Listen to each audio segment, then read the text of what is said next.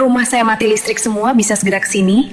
Dilihat dari luar, hidup seorang janda cantik itu tampak sempurna. Rumah megah, mobil mewah, dan rekening tak pernah kosong.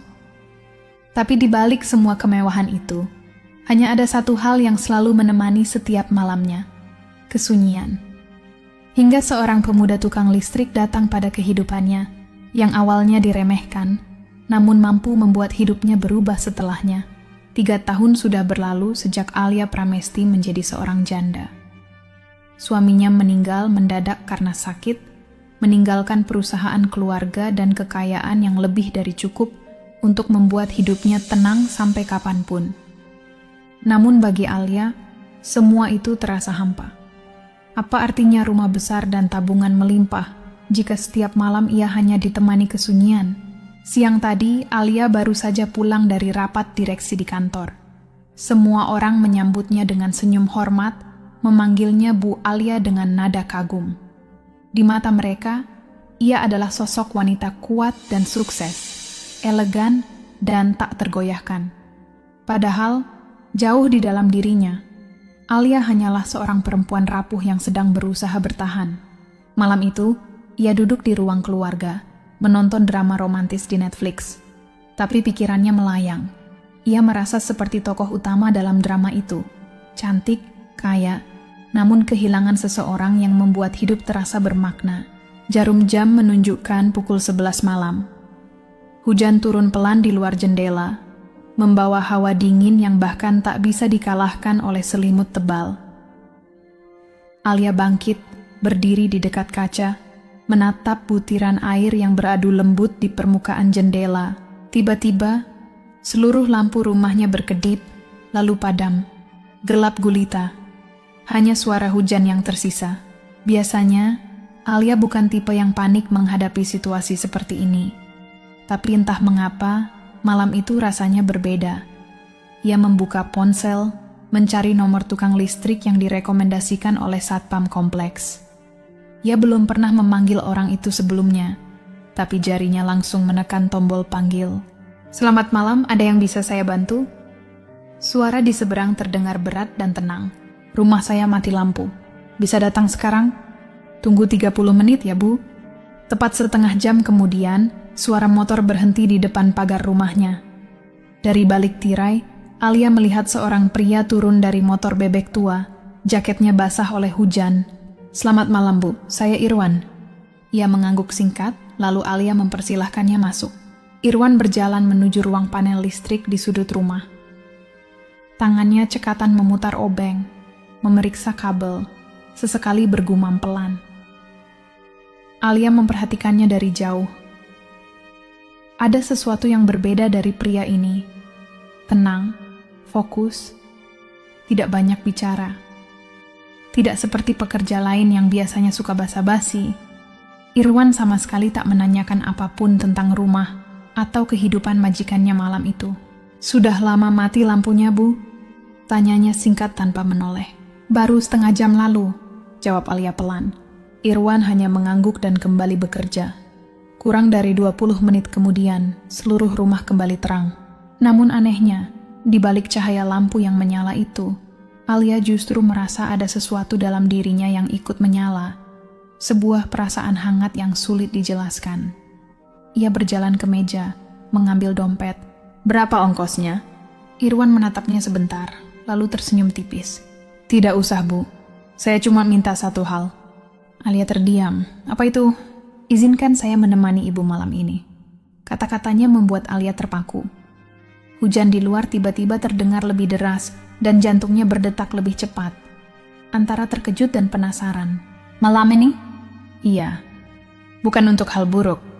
Hanya duduk, berbicara, atau diam pun tidak apa-apa. Saya cuma merasa Ibu terlalu sering sendirian." Ucapan itu menyentuh sesuatu yang sudah lama terkubur dalam hati Alia. "Baiklah," jawabnya pelan. "Tapi hanya di ruang tamu." Senyum kecil muncul di wajah Irwan. Mereka duduk berdua di sofa, berbicara tanpa arah. Tentang hujan, tentang pekerjaan, bahkan tentang lampu kota yang berkelip seperti bintang bila dilihat dari atas bukit. Sesekali, keheningan menggantung di antara mereka, tapi bukan keheningan yang canggung, melainkan menenangkan. Ketika jam menunjukkan pukul 2 dini hari, Irwan berdiri. "Terima kasih, Bu.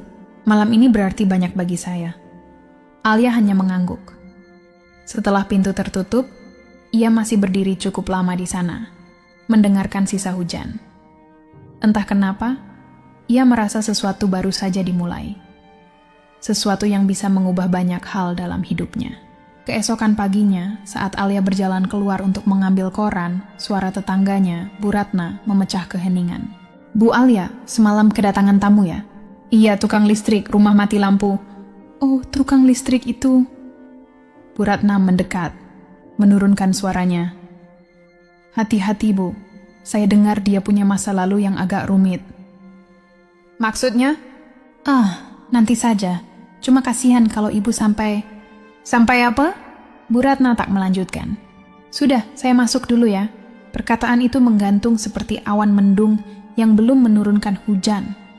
Seharian penuh, Alia tak bisa mengusir rasa penasaran dari pikirannya. Siapa sebenarnya Irwan? Apa maksud masa lalu yang rumit itu? Malamnya, ia duduk di teras dengan secangkir teh, memandangi langit yang mendung. Wajah Irwan kembali terlintas di benaknya. Ia menarik napas panjang. Kadang, rasa ingin tahu memang lebih kuat daripada rasa takut. Dan Alia tahu, cepat atau lambat, ia akan mencari jawabannya. Namun tak disangka, jawabannya datang lebih cepat dari yang ia duga.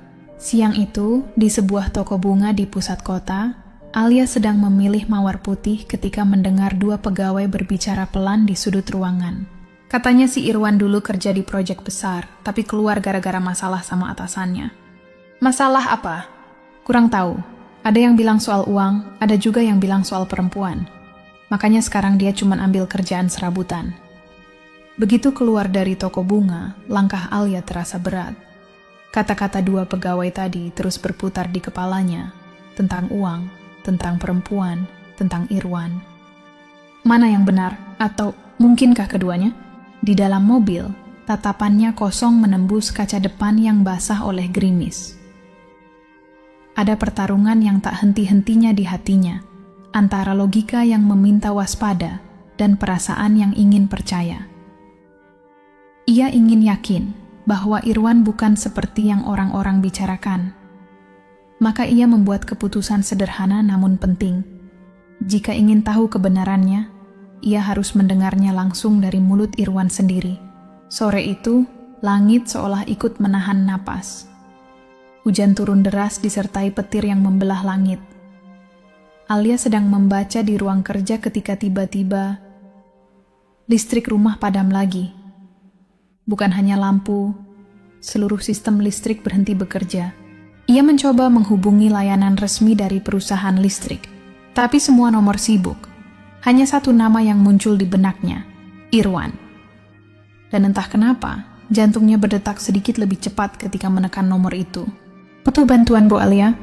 Rumah saya mati listrik lagi. Bisa datang? Hujannya deras, tapi saya berangkat sekarang." Tak sampai 1 jam kemudian, motor tua berhenti di depan pagar.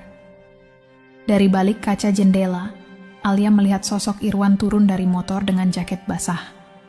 Wajahnya tersenyum, membawa kehangatan di tengah hujan yang dingin. "Sepertinya rumah ibu memang rindu saya," ucapnya ringan. Alia hanya membalas dengan senyum kecil. Meski banyak pertanyaan berputar di pikirannya, ia menahan diri. Ia mempersilakan Irwan masuk dan menunjukkan ruang panel listrik. Kali ini, ada sesuatu yang berbeda. Irwan tampak lebih lelah dari sebelumnya. Tatapannya sedikit sayu, namun tangannya tetap cekatan memeriksa kabel satu persatu. "Irwan," suara Alia terdengar hati-hati, "ada hal yang ingin saya tanyakan." Irwan berhenti sejenak.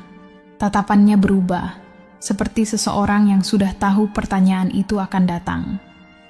Tapi sebelum sempat menjawab, suara guntur menggema keras di luar jendela, dan tiba-tiba, seluruh lampu rumah menyala kembali. Ia segera membereskan peralatannya. "Apa yang tadi mau ibu tanyakan?" "Mungkin lain kali saja," jawab Alia perlahan. Irwan tersenyum singkat, lalu berpamitan. Begitu pintu tertutup, Alia berdiri di tempat, memandangi ruang tamu yang kini terang. Tapi di dalam hatinya, justru makin banyak bayangan dan tanda tanya. Ia tahu pria itu menyembunyikan sesuatu. Dan entah kenapa, ia ingin tahu.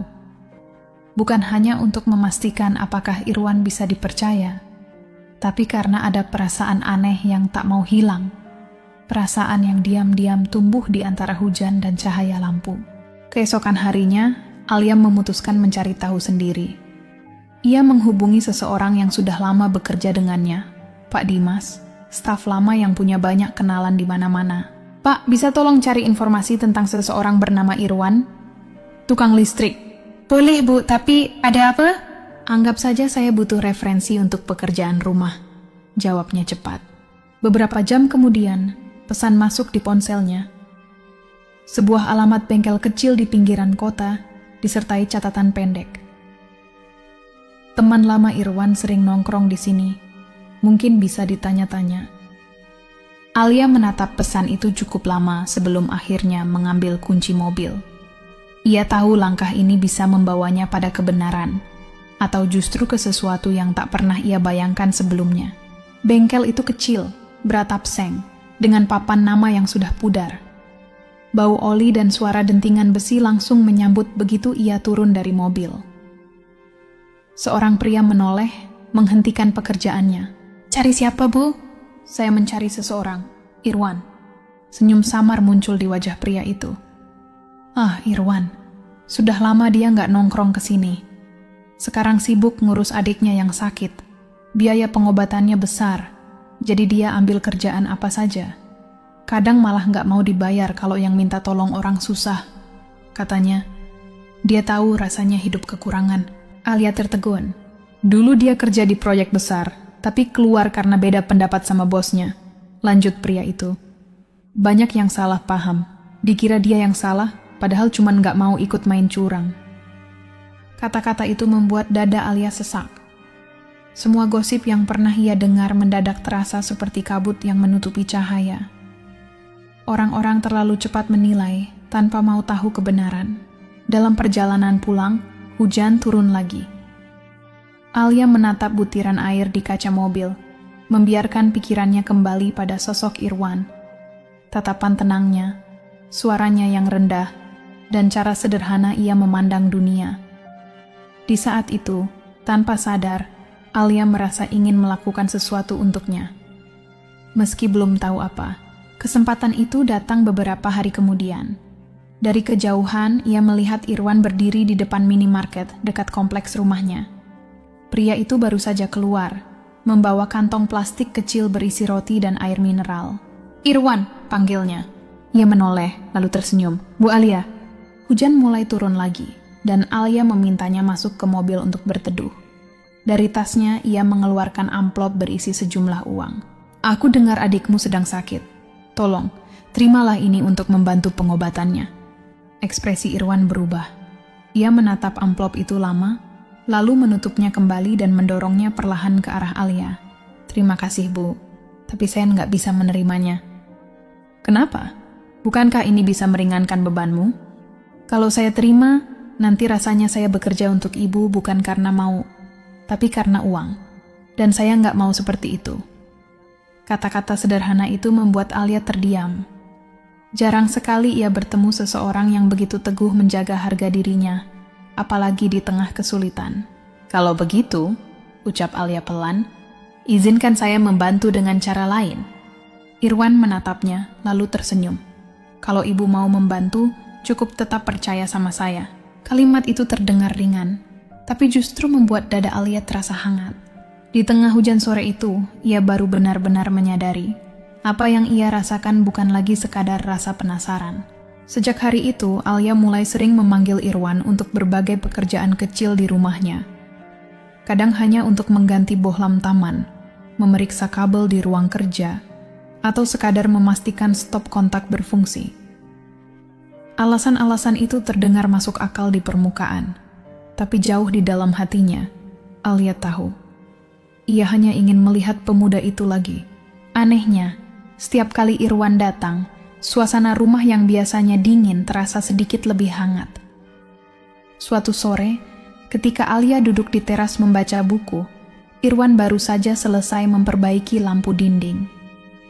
Ia berhenti sejenak, menatap halaman rumah yang rimbun, lalu berkata pelan, "Tempat ini indah sekali, Bu, tapi entah kenapa terasa sepi." Alia tersenyum samar. "Mungkin karena saya sendirian di sini." Irwan menatapnya sejenak lalu menjawab tenang, "Tidak selamanya, Bu." Kata-kata itu sederhana, tapi anehnya membuat hati Alia terasa aman. Seolah Irwan baru saja mengucapkan janji tanpa benar-benar menjanjikan apapun. Perasaan itu asing baginya. Sejak suaminya meninggal, ia tak pernah percaya bahwa ada seseorang yang benar-benar akan hadir untuknya lagi. Malam itu, setelah Irwan pulang, Alia berdiri lama di dekat pintu. Ada sesuatu yang baru ia sadari. Ia tak hanya penasaran siapa Irwan sebenarnya. Ia ingin Irwan tetap ada di hidupnya. Namun keinginan itu diuji lebih cepat dari yang ia bayangkan. Sudah 3 hari Irwan tak muncul. Pesan dan panggilan tak ada balasan. Awalnya Alia mencoba berpikir positif. Mungkin Irwan sibuk atau harus menjaga adiknya. Tapi di hari keempat, rasa gelisah mulai menekan dadanya. Setiap sore ia berdiri di teras menunggu suara motor tua Irwan lewat di depan rumah. Tapi yang datang hanya pedagang keliling dan hujan sore yang turun tanpa henti. Malam kelima, Alia memberanikan diri mengirim pesan terakhir. "Irwan, setidaknya kabari kalau kamu baik-baik saja." Pesan itu hanya centang 1. Malam terasa panjang dan berat. Pikiran buruk terus berdatangan. Rasa kehilangan yang ia rasakan kini bahkan lebih menyesakan daripada saat ditinggal suaminya dulu. Pagi berikutnya, Alia mengambil keputusan. Jika Irwan tak datang kepadanya, maka dialah yang akan mencarinya. Tapi sebelum langkah itu dilakukan, sebuah amplop tipis ditemukan tergeletak di bawah pintu rumahnya. Dengan jantung berdebar, Alia membuka amplop itu. Di dalamnya hanya ada selembar kertas, tapi setiap kalimat terasa berat dibaca. "Bu Alia, terima kasih untuk semua kebaikan yang sudah Ibu berikan. Saya pergi bukan karena ingin, tapi karena saya tidak mau Ibu terseret ke dalam hidup saya yang rumit. Ada hal-hal yang belum bisa saya jelaskan sekarang, tapi percayalah, ini yang terbaik untuk Ibu. Jaga diri baik-baik." Tangan Alia gemetar memegang surat itu. Kata hidup yang rumit menggema di kepalanya, seakan membangkitkan semua rumor yang pernah ia dengar tentang masa lalu Irwan. Namun di sisi lain, hatinya menolak mempercayainya begitu saja. Ia menggenggam surat itu erat, matanya menatap jauh ke depan. Jika Irwan berpikir ia akan berhenti di sini, maka ia salah besar. Justru kata-kata itu membuat Alia semakin yakin. Ia harus tahu apa yang sebenarnya disembunyikan Irwan. Pagi itu, Alia memberanikan diri pergi ke gang sempit tempat Irwan pernah bercerita ia tinggal. Rumah kontrakan kecil itu berada di ujung gang, dengan pintu berwarna biru muda yang catnya mulai mengelupas.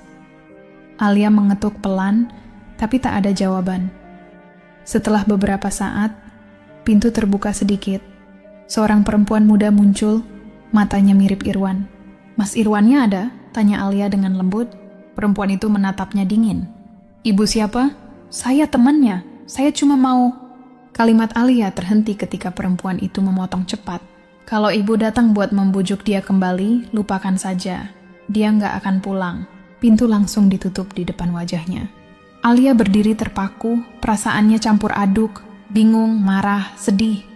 Tapi satu hal pasti, semakin orang menutup pintu, semakin besar keinginannya untuk tahu kebenaran.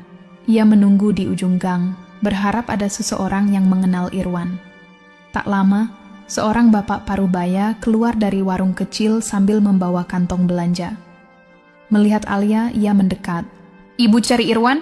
tanyanya pelan. "Iya, Bapak kenal dia?" Bapak itu mengangguk. "Anak itu baik, tapi hidupnya berat. Dia kerja siang malam buat bayar hutang bapaknya yang dulu ditipu orang. Sekarang adiknya sakit, butuh biaya operasi. Makanya dia rela kerja apa aja, bahkan keluar kota." Kata-kata itu seperti potongan puzzle yang akhirnya menyatu di benak Alia. Jadi, ini alasannya. Irwan pergi bukan karena tak peduli, tapi justru karena terlalu peduli. Ia memilih memikul beban sendirian, agar tidak merepotkan orang lain. Air mata menetes tanpa disadari. Semua keraguan kini hilang, digantikan oleh tekad. Jika itu alasan Irwan menjauh, maka ia tak akan tinggal diam. Sore itu juga, Alia menghubungi kenalannya di perusahaan listrik, tempat yang dulu pernah memanggil Irwan untuk memperbaiki jaringan. Dari sana, ia mendapat kabar. Irwan kini bekerja di proyek pembangunan di kota sebelah. Perjalanan ke sana memakan waktu hampir 3 jam. Tapi bagi Alia, ini bukan sekadar perjalanan mencari seseorang, melainkan perjalanan untuk menemukan kembali arti kehangatan yang sempat hilang dari hidupnya. Hari itu, di tengah teriknya matahari dan suara bising dari proyek bangunan, Alia berdiri beberapa meter dari seorang pria yang sudah lama memenuhi pikirannya. Dari kejauhan, ia melihat Irwan dengan helm proyek di kepala, sibuk memeriksa kabel dan menulis sesuatu di papan catatan kecil.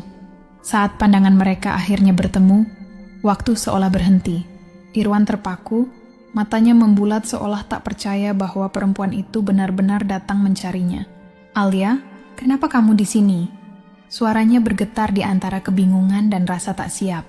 Alia melangkah mendekat, menatapnya dalam. "Aku tahu semuanya, tentang hutang, tentang adikmu. Aku tidak kesini untuk mengasihani, tapi untuk membantumu." Irwan menggeleng cepat. "Nggak usah, ini urusanku Alia, bukan urusanmu." Namun Alia menjawab dengan tegas, "Sekarang kamu adalah urusanku."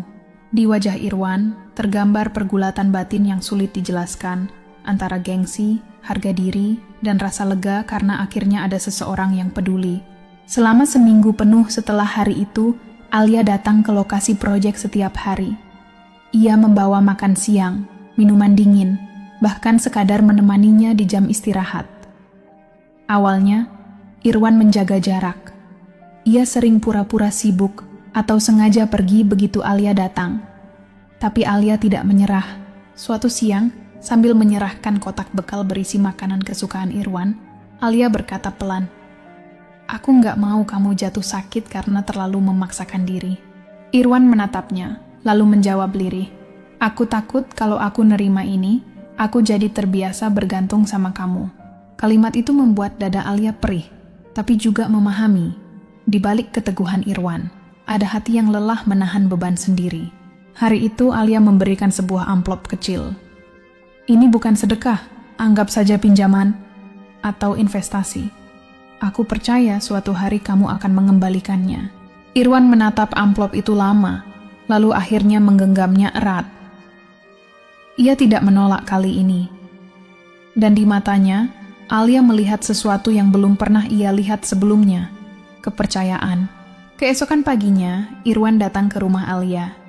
Wajahnya tegang, suaranya gemetar. "Alia, aku butuh bantuanmu. Adikku diancam. Kalau aku nggak bisa lunasi hutang bulan ini." Tanpa pikir panjang, Alia memanggil sopir dan memutuskan mereka berangkat bersama. Setibanya di rumah kontrakan Irwan, mereka disambut oleh seorang gadis remaja dengan wajah pucat dan mata sembab. Gadis itu langsung memeluk Irwan erat, sementara Alia duduk mendengarkan kisah penuh air mata itu tentang hutang, tekanan, dan rasa putus asa. Dengan tenang, Alia menghubungi pengacaranya, mengatur pembayaran secara resmi, agar tidak ada lagi ancaman atau tekanan yang datang. Irwan menatapnya lama, matanya berkaca-kaca. "Aku nggak tahu harus bilang apa, Alia." "Tak perlu bilang apa-apa," jawab Alia lembut. "Yang penting kamu dan adikmu sekarang aman." Di perjalanan pulang, Irwan hanya diam. Tapi jemarinya menggenggam tangan Alia, hangat, tulus, tanpa lagi dinding pemisah di antara mereka. Sejak hari itu, hubungan mereka berubah. Irwan mulai sering menghubungi Alia, bukan untuk meminta tolong, tapi untuk berbagi kabar baik. Ia mengajaknya melihat proyek kecil yang sedang ia rintis di kampung halamannya, membetulkan instalasi listrik rumah warga bersama para pemuda setempat. Alia melihat semangat itu, dan entah mengapa hatinya dipenuhi kebahagiaan yang sulit dijelaskan. Ia diam-diam membantu dari jauh, membelikan peralatan baru namun atas nama donasi warga, agar Irwan tidak merasa terbebani. Sore itu mereka duduk di teras rumah Alia, menatap langit yang mulai berwarna jingga. "Aku nggak tahu apa yang akan terjadi nanti," ucap Irwan perlahan. Alia tersenyum lembut. "Selama kita nggak saling menjauh lagi, aku rasa semua akan baik-baik saja." Untuk pertama kalinya, keduanya merasa sedang memulai sesuatu yang baru. Malam itu, setelah Irwan pulang, Alia duduk di balkon rumahnya dengan secangkir teh hangat. Angin malam menyapa wajahnya, membawa pikirannya terbang ke masa lalu. Hari pertama Irwan datang memperbaiki listrik dengan baju lusuh dan senyum canggung. Siapa sangka, dari pertemuan sederhana itu, tumbuh sesuatu yang begitu dalam. Alia menyadari bahwa kekayaan tak bisa membeli rasa aman, tapi kepercayaan dan keberanian bisa. Ia tersenyum pelan. Rasa itu bukan lagi sekadar kagum. Ia benar-benar jatuh cinta. Keesokan paginya, sebelum Alia sempat merencanakan pertemuan, bel rumahnya berbunyi. Saat pintu dibuka, Irwan berdiri di sana dengan senyum hangat dan sebuah kotak kecil berbalut pita merah di tangan. Ia menatap Alia dalam diam, lalu berkata pelan, "Aku lelah menghindar, aku lelah berpura-pura kuat. Selama ini aku pikir aku melindungimu dengan pergi, tapi justru aku menyakiti kita berdua. Aku bukan orang kaya, Alia. Aku cuma punya kerja keras dan hati yang tulus buat kamu. Tapi kalau kamu mau, izinkan aku jadi bagian dari hidupmu." Air mata Alia jatuh tanpa bisa ditahan. Semua keraguan, semua jarak, runtuh seketika. "Iya Irwan, aku mau." Dan di momen itu, mereka tahu kisah mereka baru saja benar-benar dimulai. Karena kadang kebahagiaan datang dari arah yang tak pernah disangka.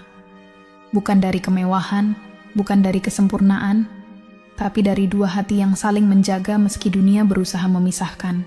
Sebab pada akhirnya rumah sejati bukanlah tempat, tapi seseorang yang kita cintai.